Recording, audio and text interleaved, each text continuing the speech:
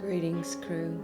I come to you today with a confession, and it pains me greatly to let you know that I've failed. And I've failed so many of our amazing earthly worm friends. And this is where it all happened.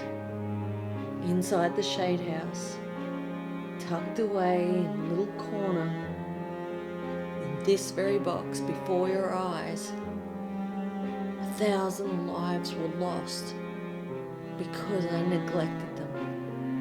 I forgot about them, and there really is nothing left. So here's what I dug out of my worm farm, and it's not looking great. Dry, super dry soil, no moisture in it. It is lifeless. There's not a worm in sight. It's looking pretty damn bleak. But I couldn't give up. I had to find another way to enjoy the amazing qualities of earthworms and vermiculture or worm farming in a way that was sustainable in our warm climate, so that this tragedy would never happen again. So it was time to go back to the drawing board and work out a better way.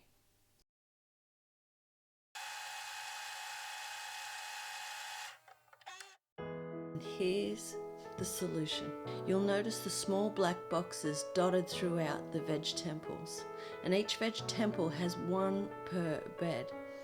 These black boxes are essentially worm farms, but they're built in, integrated into the garden themselves. They're called worm kitchens, and they work just like their name says. So they're insulated by the soil around them, so there's no more issues with high or low temps killing my worms.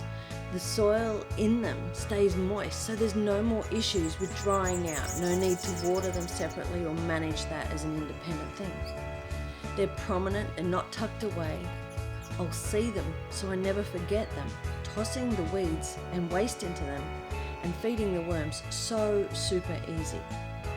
The worms can come and go as they please. The worms come to it like a kitchen to feed, and then they go and distribute their castings and aerate the soil. So there's no need to manually harvest and distribute the worm castings. There's no need to dig the garden to aerate the soil. This is all happening naturally and without any effort from me. It's just got the most perfect organic matter combined into it. The populations are growing every single day. That's because they've got the space to be able to sustain themselves.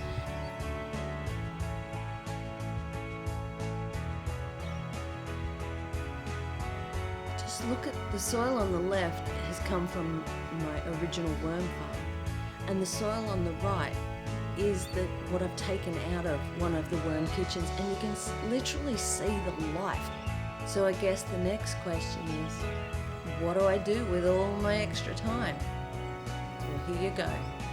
This is pretty much it. Working smarter, not harder. You know I'm a lazy gardener.